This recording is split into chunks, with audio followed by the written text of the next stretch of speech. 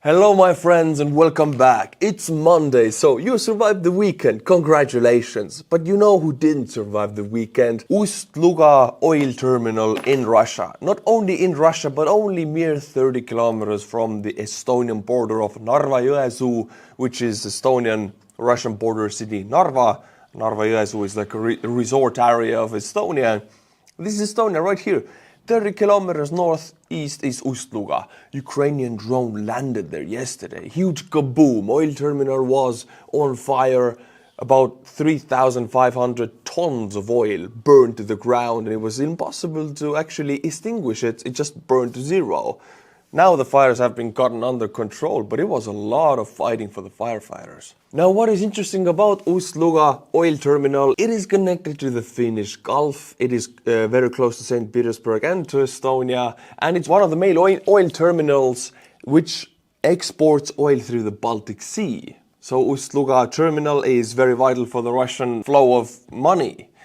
And all operations have been stopped. Loading the oil to the ships has been stopped. Moving the oil in the Baltic Sea has been stopped. The whole operations of the entire terminal has been stopped. Which means that Ukrainians with 1, 2 or 3 drones, we don't know how many there were, are able to stop Russian export of oil 1,000 kilometers away from the Ukrainian border. Now that is a capability. Now what makes this case even more bizarre that Russia identified 2 drones entering into airspace close to St. Petersburg 12:30 a.m. so close to midnight, past midnight. Now 3:30 a.m., 3 hours later, they hit the oil terminal in Uluga. So Russia knew these Ukrainian drones or foreign drones were in their airspace for 3 hours and nothing was done about it. Which is very good news for me, and as an Estonian you can see I'm happy because, let's go to Google Maps for a moment. You can see Estonia right here. I am in Tallinn. This is Narva, what I was talking about, and 30 kilometers north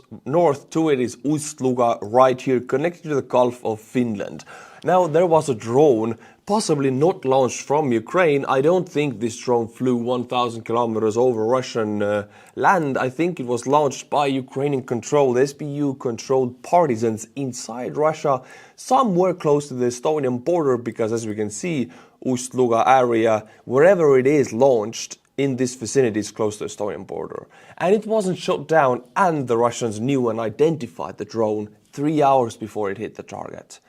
3 hours of flight time puts this drone launch area somewhere on the Latvian-Estonian border area, like that. Now, what is the good news, and I'm really happy about it, is that there are huge gap of air defense on the border with Estonia and Latvia, because how else would a drone be able to fly 3 hours identified and not being shot down? So this is huge, great news for Estonians, because we will have anti-ship missiles within 6 months. This is the plan of the Estonian Defense Forces. Within 6 months we'll have them active. We're ready to shoot these missiles to St. Petersburg and all of the Russian Baltic fleet. Now if they weren't able to take down this drone and knew it was up in the air for 3 hours, then these missiles that we will have in Tallinn and in Narva and all across the Estonian northern coast, they will take 10 to 15 minutes, even less, to reach the Baltic fleet in St. Petersburg, and they cannot be shot down because we now know Russia doesn't have any air defense capabilities on this area. Extremely good news for us. As a result of the attack, a large-scale fire broke out, leading to the evacuation of 150 workers. Various sources indicate that Novatek's liquefied natural gas terminal was also hit. In summary, all activities of the Russian company Novatek located at the port, including oil exports from that port, have been suspended. So the psychological damage of the export loss is greater for Russia than the physical damage. This is the second major attack in the region, nearly 900 kilometers away from the front line. Russia's air defense near NATO border is not impressive or is near non-existent. Hooray, my friends. Now we're talking about the lack of Russian air capabilities, but now I will jump to Ukraine, because Russia again is bombarding Ukrainian cities like Kharkiv almost daily with S-300 anti-air defense missiles. Yes, you heard correctly, S-300 anti-air missiles. Why they're using those against ground targets? Well, because they have a huge stockpile of them. Well, that stockpile is not that huge anymore. It was at the beginning of war. Now they've been using them up for aerial targets and for ground targets. The thing is, the more Ukraine does these deep-reaching attacks 1,000 kilometers into Russian territory with drones, either the Russian air capabilities don't react, and that's a huge damage for Russia, or if they do react, they will have to use up their S-300 missiles, meaning less S-300 attacks to Ukrainian cities. In any case, these deep-reaching attacks are very, very damaging to Russia, soaking up their missiles or just hitting infrastructure that doesn't have any defense. My friends, now I'll show you battle footage. I haven't done this on my channel for a long time, but this one is juicy and spicy since it happens inside Russia. Russian volunteer corps fighting under the armed forces of Ukraine is a Ukrainian legion which contains fully Russian citizens who want to liberate Russia from Putin. Now they went into the Bryansk Oblast, which is Russian oblast bordering northern Ukraine. What they did, this video will show you. Alright, they are tracking with a drone a Russian Ural truck, air recon of a road section between Korozhanka and Ulitsa, Bryansk Oblast. Ulitsa just means street in Russian. So. Okay, very Hollywoodish.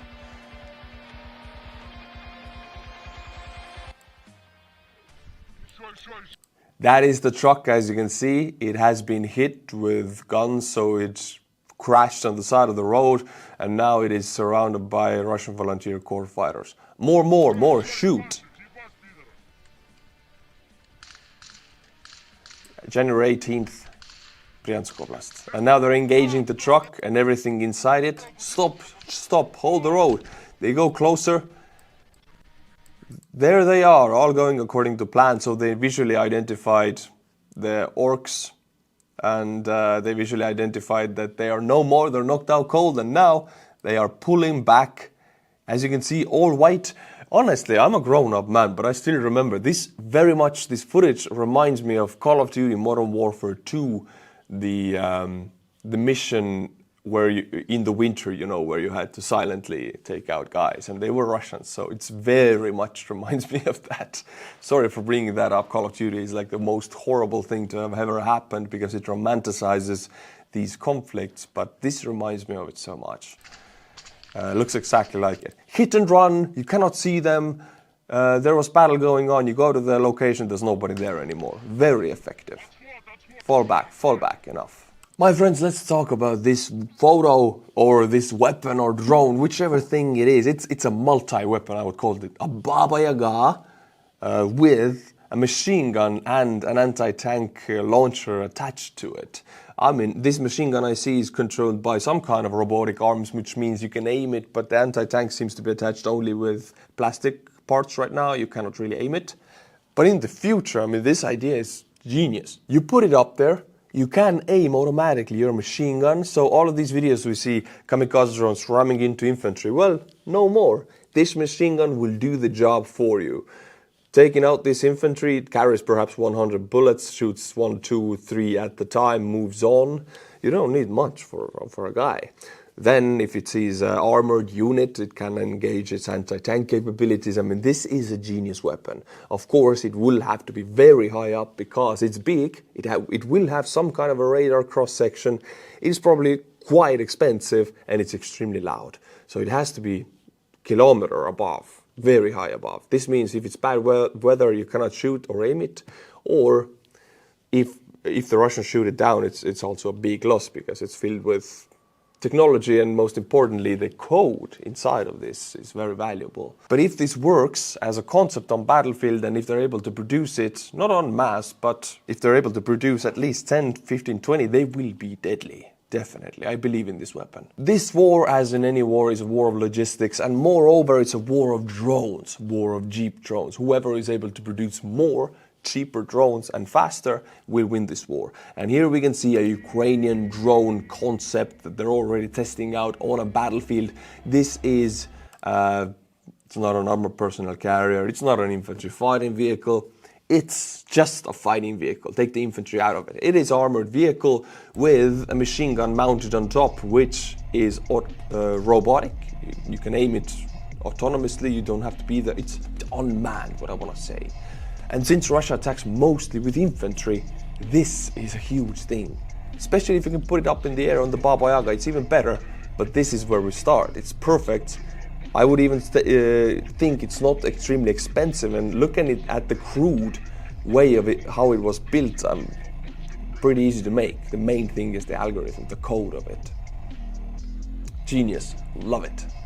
This shows you the ingenious of Ukrainian engineers. My friends, this photo is a little bit scary, but it is the truth. Now, if we want to know what a defense against Russia looks like, we should look at Poland. Now, Poland is in NATO, meaning they have a security net in the name of NATO's Article 5. If Belarus or Russia would attack them, Article 5 would be triggered, meaning NATO forces on the north and south and west of them would help them out.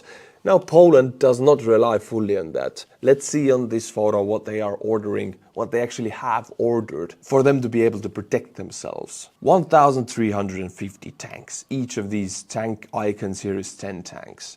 468 HIMARS systems. Each of these icons is again 10 HIMARS systems. They have ordered 96 attack helicopters and fighter jets, 76 of them. Now, what has been given to Ukraine, again, all of these icons are 10 units, only 130 Western main battle tanks, and only 20 HIMARS systems. Now, Ukraine is not in NATO, and they're actively in war right now. Poland is in NATO and not in war, and they still see the situation realistically, that this is what they need to protect themselves. So I think if we talk how much Ukraine needs, what should we give them, we can get this answer from Poland.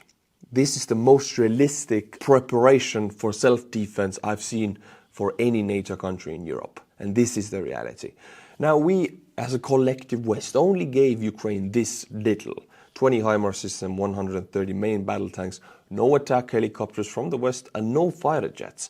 And we expected them to use these for a successful counteroffensive against an enemy like Russia. And if that counteroffensive failed, many Western allies were starting to talk about reducing the support. Now, how can we expect a country to fight and win if we don't give them anything to fight with? I mean, we tie one of Ukrainians' hands behind their back and they're going to a boxing match with one hand. You cannot win like that. Even thinking that they should have a successful counteroffensive with as little as we have given them, it's criminal. Sending Ukrainian men to die. What Poland is doing is correct. They know what they need to defend themselves. Now, Ukraine would need 2 times as much because they're actively in war and they're not in NATO. Now, my friends, are you from America? I mean, I know over half of my audience is not from the United States, but if you are the part of the audience that is from the United States, get your popcorn and sit down. You will need to sit down. Putin signed an order insinuating that the sale of Alaska to the United States in 1867 was illegitimate.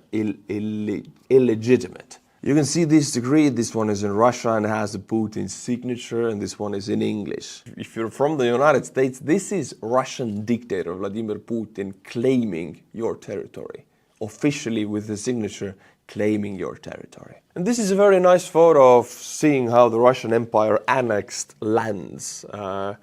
Kievan Rus was the very first Russia, or actually it was Ukraine back then, but it was Kievan Rus led from Kiev, Ukrainian capital.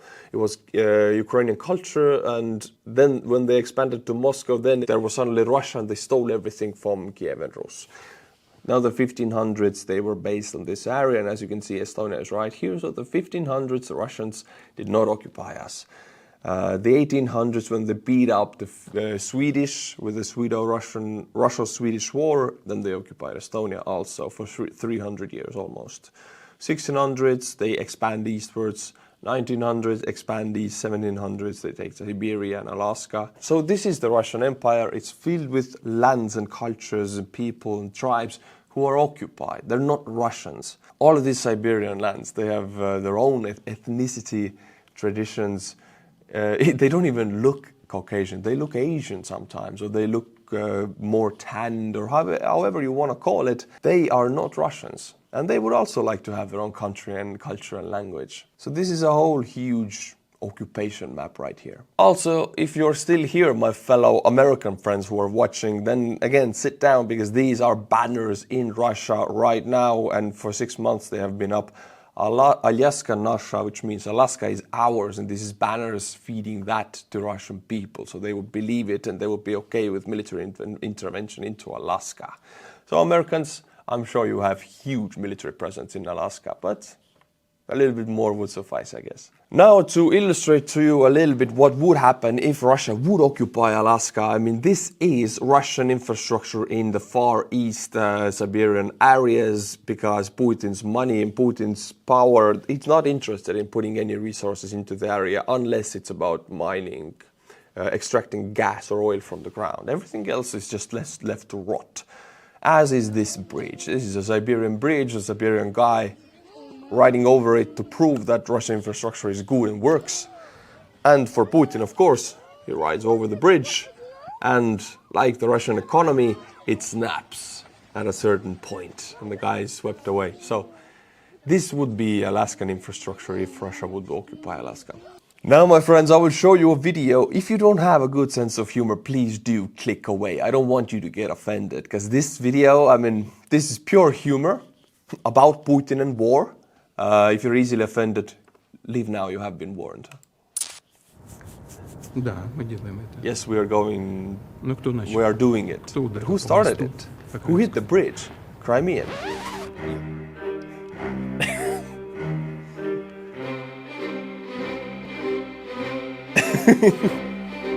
Russian warship.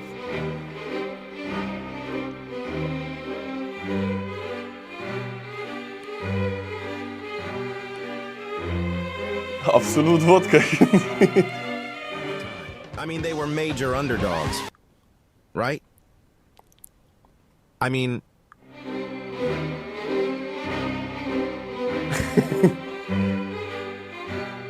We are helping.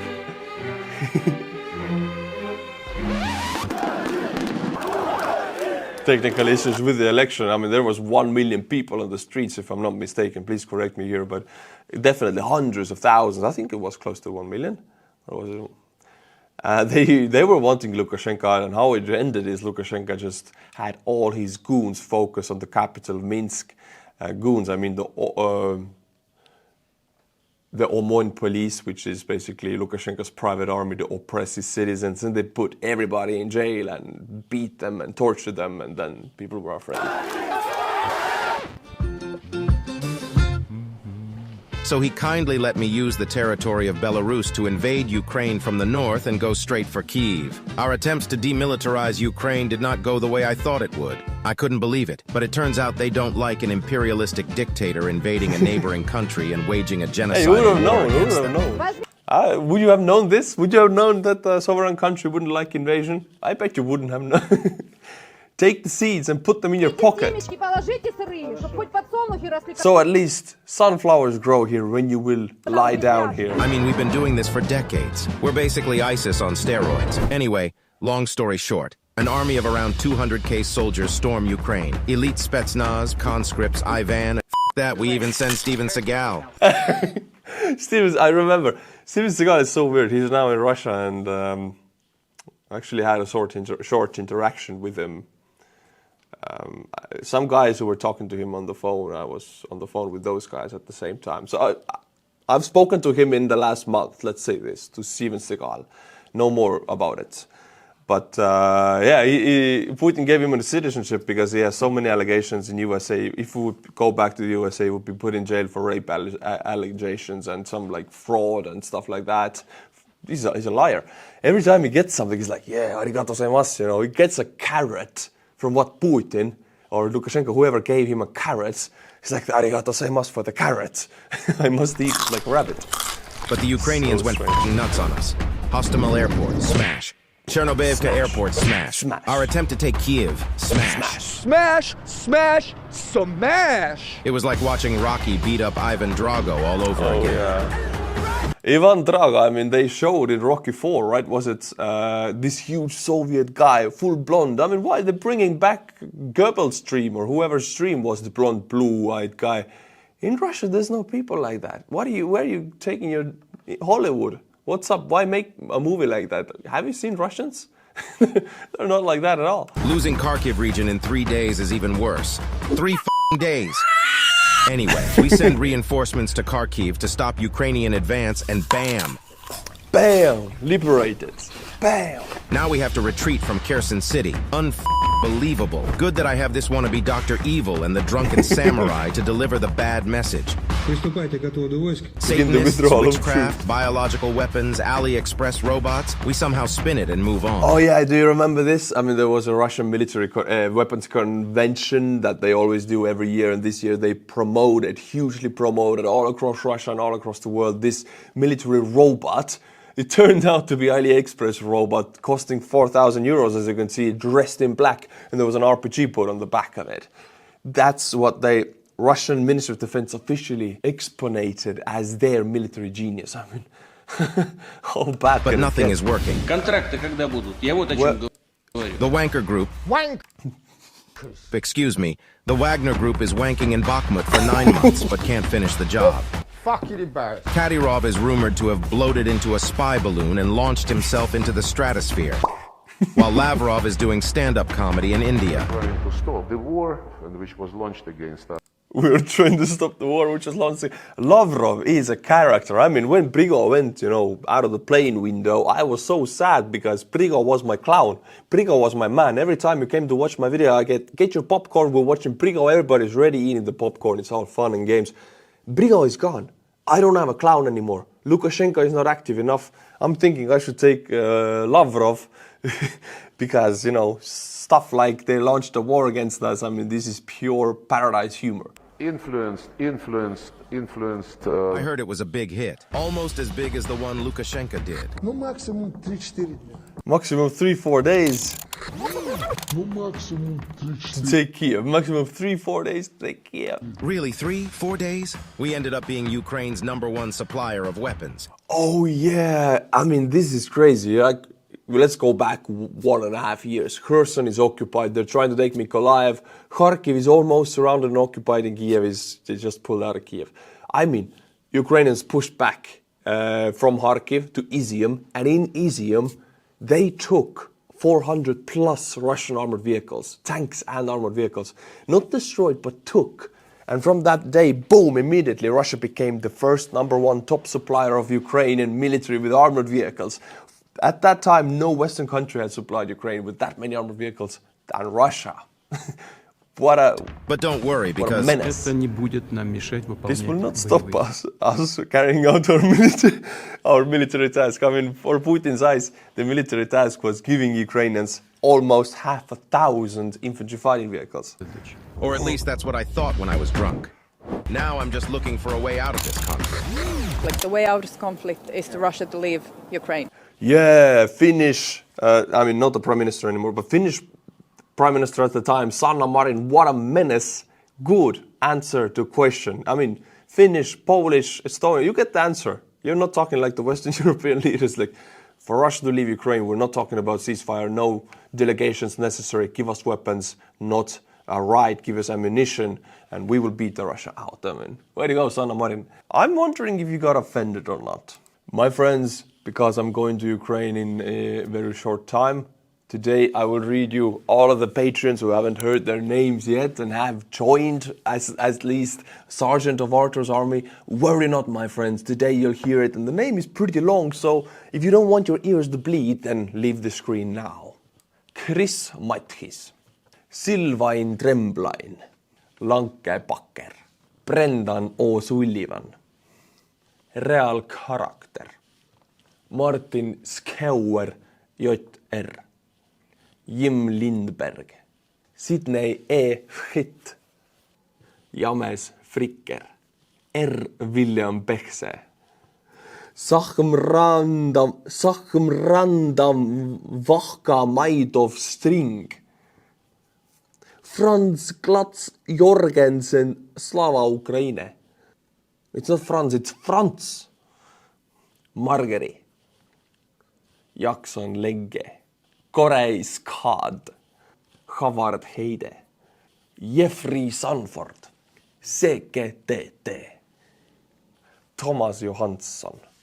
And finally, Kerry McElroy, who is part of the trip planning team, because I'm going to Canada and the United States, asked me to shout out 2 more names, and I'll do it for you, Kerry. Angela Kalita, and Karen Niven. I'll be in the US and Canada and Ukraine all within 1 month in the next 30 days until my next video and last before Ukraine actually, which is tomorrow. So be back tomorrow and then you'll get a break from me for 1 week. Slava Ukraini, my friends, and bye-bye.